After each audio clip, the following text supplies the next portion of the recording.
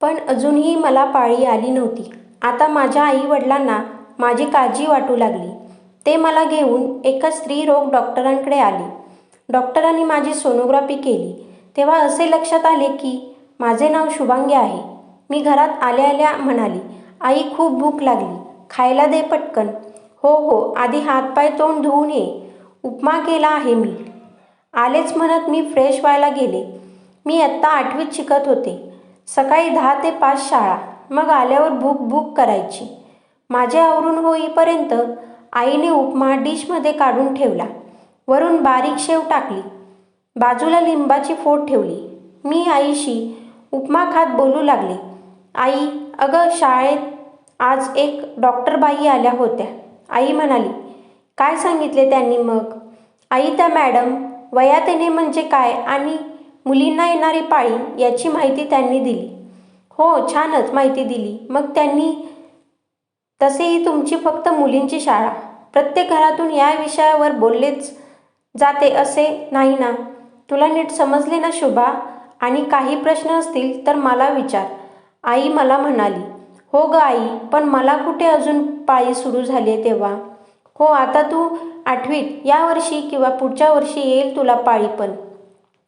मी उपमा संपवला आणि अभ्यासाला गेले. मी शांत आणि हुशार होते.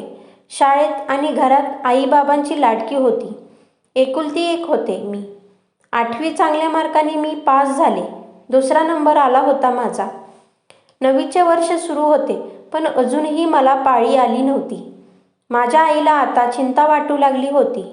एक दिवस आई बाबांना म्हणाली, "अहो, आपली शुभा 14 वर्षाची झाली, पण अजून तिला मासिक पाळी सुरू झाली नाही. आपण आपल्या फॅमिली डॉक्टरांकडे जाऊयात का? तुला वाटतं ना तर जाऊ आणि भेटू डॉक्टरांना." मग दुसऱ्याच दिवशी माझे आई बाबा डॉक्टरांकडे आले. त्यांना माझ्याबद्दल सांगितले. तसे डॉक्टर म्हणाले, "कधी-कधी मुलींना पाळी उशिराही येऊ शकते.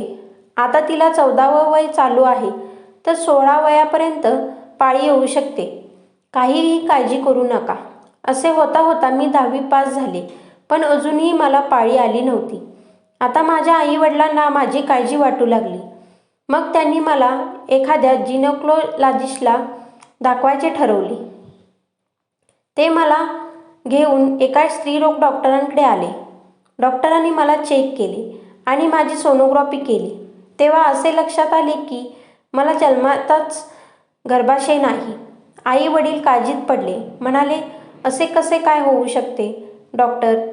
"हो, अशा खूप कमी केसेस असतात की जन्मताच एखाद्या मुलीला गर्भाशय नसते, पण याने काहीही फरक पडत नाही तितकासा.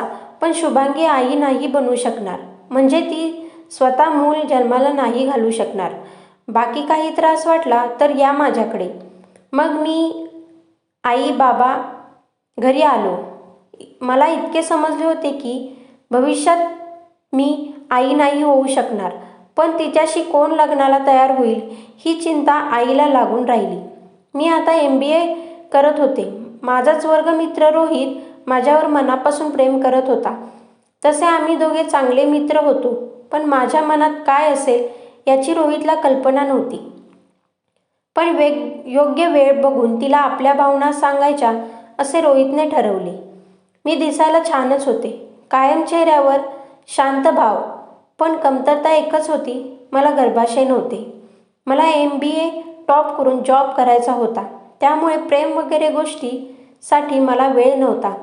आणि जरी कोणाच्या प्रेमात पडले तरी जेव्हा त्याला समजेल की मला गर्भाशय नाही, तेव्हा तो खरंच साथ देईल की सोडून जाईल, त्यापेक्षा आपला अभ्यास आणि करिअर यावर मी फोकस केले.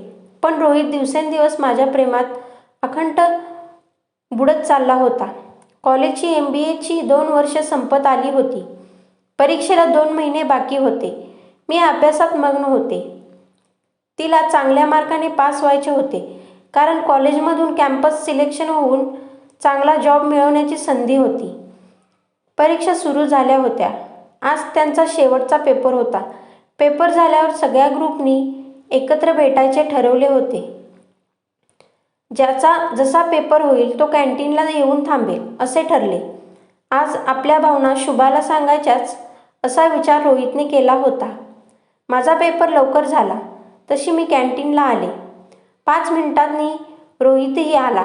आता कोणी नाही तोपर्यंत शुभाशी बोलावे असे ठरवून तो म्हणाला, काय शुभा, कसा गेला पेपर? अरे छानच होता. शुभा, मग जॉब करणार असशील ना? हो, कॉलेज कॅम्पसमधून झाले सिलेक्शन तर बरेच होईल. होईल, तू टॉप स्टुडंट आहेस. शुभा, एक बोलायचे होते. बोल ना रोहित, काय? शुभा, गेल्या वर्षापासून जेव्हा आपली मैत्री झाली तेव्हाच मी तुझ्या प्रेमात पडलो आहे. माझे खरंच तुझ्यावर मनापासून प्रेम आहे. रोहित, मी असा विचार कधी केला नाही. इव्हन तुझाच नाही, इतर कोणत्याच बाबतीत नाही. मला करिअर करायचे आहे. माझी खूप वेगळी स्वप्न आहेत रे. मला नाही अडकायचे इतक्या कोणत्या बंधनात. रोहित म्हणाला, शुभा, मी तुला कोणत्याच गोष्टीला अडवणार नाही. तुझे स्वप्न ते माझे स्वप्न असेल. नाही रे रोहित, मी खोटे नाही वागू शकत. मला तुझ्याबद्दल तशा फिलिंग नाहीच आहेत. मग खोटं का मी होकार देऊ? शुभा, मग आता तसा विचार करून बघ. मी कायम साथ देईन तुला, प्लीज. मला माहीत होते की माझी कमतरता काय आहे. मग कशाला उगाच कोणाला दुखवायचे, म्हणून मी लग्न न करण्याचा निर्णय घेतला होता. मला स्वतःचा एनजीओ सुरू करून गरीब अनाथ मुलांचा सांभाळ करायचा होता. मी म्हणाली, रोहित, मला समजून घे. सध्या तरी मी तुझ्या प्रेमाचा स्वीकार नाही करू शकत. मग इतरही आमचे मित्र मैत्रिणी कॅन्टीनला आली. सगळ्यांनी मस्त गप्पा मारत नाश्ता केला. अधूनमधून नक्की भेटायचे असे ठरवून जो तो घरी जायला निघाला. रोहित मला आपल्या डोळ्यात साठवून घेत होता. खूप उदास झाला होता तो. शुभा, काळजी घे आणि तुझी सगळी स्वप्न पूर्ण होवोत. ऑल द बेस्ट म्हणत त्याने मला शेक हँड केला. माझा निरोप घेताना त्याचे डोळे भरून आले होते. तो गेला त्याची बाईक घ्यायला आणि मी त्याला पाहत आपल्या डोळ्यातील पाणी पुसले. माझा नाईलाज होता. मी घरी आले. थोड्याच दिवसांनी माझा निकाल लागला. उत्तम मार्काने मी पास झाले होते. मला कॉलेज कॅम्पसमधून जॉबही मिळाला. नवीन आयुष्याला आता सुरुवात झाली होती. आई बाबांना माझ्या लग्नाची काळजी होती. मी म्हणाले होते की माझी ही कमतरता समजल्यावर किती मुलं माझ्याशी लग्नाला तयार होतील आणि मला कोणालाही फसवून लग्न नाही करायचे. त्यापेक्षा मी लग्न न करण्याचा निर्णय घेतला आहे. पण शुभा, असा कोणीतरी असेलच ना गं, जो तुला आहे तशी स्वीकारेल आणि मूल तर दत्तकसुद्धा घेता येतं. त्यासाठी लग्न न करण्याचा तुझा निर्णय कितपत योग्य आहे? आई म्हणाली. बघू आई, तसा कोणी असेल तर मी विचार करेन. मी आईला म्हणाले, आज एक मुलगा मला पाहायला येणार होता. आई, पण त्याला सगळं खरं सांगायचे, काहीही लपवायचे नाही. हो शुभा, तू ये ऑफिसवरून लवकर. संध्याकाळी मी लवकर आले आणि फ्रेश होऊन तयारी करू लागले. शेवटी मलाही मन भावना होत्याच ना. आपलं कोणीतरी असावे, प्रेमाचे, हक्काचे, आपल्यावर भरभरून प्रेम करणारे, असे सगळ्यांनाच वाटत असते, कारण ते नैसर्गिकच आहे. प्रत्येकाला आपल्या सुखदुःखात सहभागी होणारा जोडीदार हवा असतो. मी छान अबोली कलरची साडी नेसली, मॅचिंग बांगड्या घातल्या, एका हातात वॉच घातले, केस पिनअप करून मोकळे सोडले. आरशात पाहत मला अचानक रोहितची आठवण झाली. रोहितही दिसायला स्मार्टच होता. कोणीही त्याचं प्रपोजल एक्सेप्ट केलं असतं. थोडी मी नाराज झाले. आईने आवाज दिला तशी मी बाहेर आले. थोड्याच वेळात तो मुलगा, त्याचे आई बाबा, लहान बहीण आले. आईने सगळ्यांना पाणी दिले. मग मला नाश्ता घेऊन बोलवले. एका चेअरवर मी बसले. मुलाने मला काही प्रश्न विचारले. त्याच्या आईनेही विचारले. त्यांना मी आवडले. पण मी म्हणाले, 1 मिनिट, मला तुम्हाला काही सांगायचे आहे. त्यानंतर तुम्ही ठरवा तुमचा नकार की होकार.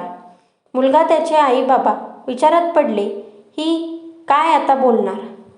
मी म्हणाले, मी सगळ्याच बाबतीत हुशार आहे. चांगली नोकरी मला आहे, पण मला जन्मताच गर्भाशय नाही. त्यामुळे मी कधीही आई बनू शकत नाही. हे ऐकून मुलाकडचे चाट झाले. मुलाची आई म्हणाली, म्हणजे तुला पाळी आलीच नाही? नाही, मला पाळी आलीच नाही. मी मुलाला जन्म नाही देऊ शकत. ही एकच कमी आहे माझ्यात. बाकी तुम्हाला हे मान्य असेल तर माझी या लग्नाला काही हरकत नाही. तसा तो मुलगा बोलला, मला मान्य आहे, मी तयार आहे तुझ्याशी लग्न करायला. शैलेश, वेडा आहेस का रे? अरे तुझं स्वतःचं मूल तुला होणार नाही, त्या मुलाची आई म्हणाली. तो मुलगा त्याच्या आईला म्हणाला, अगं, ज्यांना लग्नानंतर मूल होण्यात अडचणी येतात तेव्हा मूल दत्तक घेतातच ना. मग इथे शुभांगीने आपल्यापासून काहीही लपवले नाही. शैलेश, आपल्या खानदानाचं एकतरी मूल नको का? काहीही काय विचार करतोस? अरे नुसतं मुलीकडे सौंदर्य असून नाही चालत, मुलं जन्माला घालण्याची क्षमता पण हवी.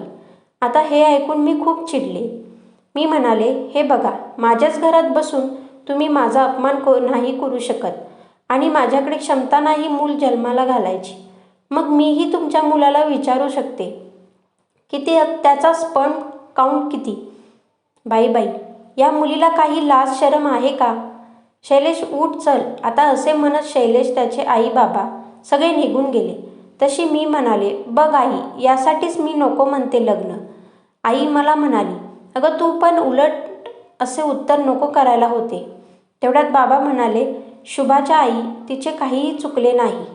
जसं या समाजात मुलींना प्रश्न विचारतात तसे मुलींनी ही मुलाला कोणतेही प्रश्न विचारायची मुभा आहे. आपल्या मुलीत काहीही कमी नाही, आपणच का कमी समजायचे? जे देवाने दिलं नाही त्याचा इतका विचार का करायचा?